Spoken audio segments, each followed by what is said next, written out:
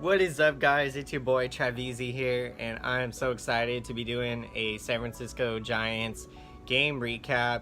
We are going to be recapping the Giants and Los Angeles Dodgers game from yesterday, Monday, August 13, 2018, and boy, what a game this was.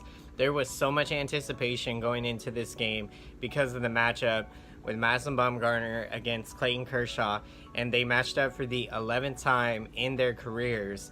And on a fascinating note about that, back in the day, Juan Marichal, a great Giants pitcher, and Sandy Koufax, a great Dodgers pitcher, they actually did not face each other that often in their careers because the mindset was that when those guys pitched, the teams wanted to get a win that day. So it made more sense, to match up your ace against maybe somebody that's not as good so that you'd have a better chance to win than, say, match your ace up against their ace and then, somebody's going to lose. So really kind of fascinating how the Giants and Dodgers have kind of set this up with Bumgarner facing Kershaw as often as they have faced each other. And going into the game, both had won 5 games. So the teams, obviously, but Giants had won 5 of those games. Dodgers had won 5 of those games. So this is basically was a rubber match to see who was going to take the lead into this. Bumgarner, he managed to get through 6 innings. Did have a lot of traffic on the base paths.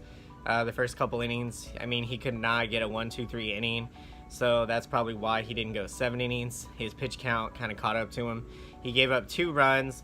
One of the runs he gave up was on a ball that basically was going down the left field line, and we all held our breath because Gorkys Hernandez and Brandon Crawford basically collided with each other. Crawford basically took a knee to his face area, or to his head, essentially. Luckily, it was not too brutal of a hit, and we'll have to see today how Crawford is feeling.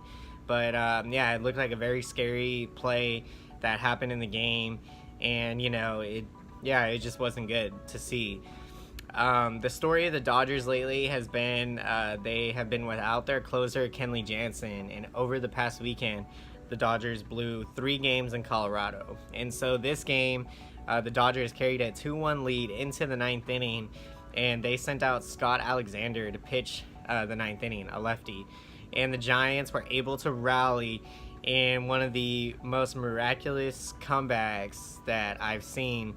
There's nothing better as a Giants fan than seeing the Giants come back against the Dodgers in the 9th inning. But what made this one really special was that the Giants were down to their last strike. Literally, Austin Slater was out there with runners on 3rd and 1st, 2 out in the 9th, had a 0-2 count, managed to work the count, the 2-2, fouled off a pitch, and then Alexander threw a breaking ball, hit him right in the leg area to load the bases. And then up comes Nick Hundley, and Hundley was ready for that first pitch. With the way Alexander pitches, bases loaded, 2 out, he's going to want to get ahead in the count. So he's probably going to throw something at the knees, or a fastball, breaking ball, whatever, to get ahead. Hundley was prepared, ready for that first pitch, put an opposite field swing on the ball, drove it to right field, or right center field, and basically knocked in the tying run and the go-ahead run. Gorkys Hernandez proceeded to get an RBI single to extend the Giants' lead to 4-2, and then Steven Duggar hit a ground ball to the first baseman that Max Muncy of the Dodgers literally booched completely. I have no idea how, probably took his eye off the ball, but the ball was not coming at him very hard, and he booted it, and that gave the Giants another run, which is very important because the Giants have been notorious lately for blowing leads in the 9th. Forget about the Dodgers having done it the last 4 days or so. But we had a couple tough games last week against Houston. A lot of our pitchers have given up games. Sam Dyson gave up a game to the Rockies. Hunter Strickland, the day that he hurt his hand punching a door, that was against the Marlins. So this was a very important game for the Giants. They absolutely had to have this game because right now, this late in the year, going into the game, they were 6 games out. And Texas beat Arizona today, so With this win for the Giants and beating their rival Dodgers, now they're only 4 games behind LA and they're 5 games behind Arizona for first place. So there still is a lot of hope.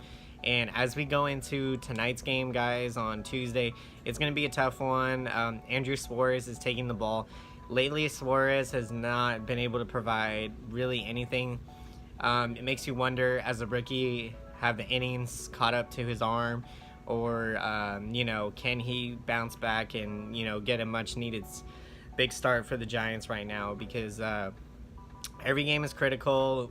We need to try to find a way to make up 5 games. And, it's exciting that we're still in it this deep into the year. If we were in any other division, we probably would not be fighting for a playoff spot. So that's thanks to being in the NL West. But that's where we're at, guys. And, there's things to be optimistic about right now after that big win in LA.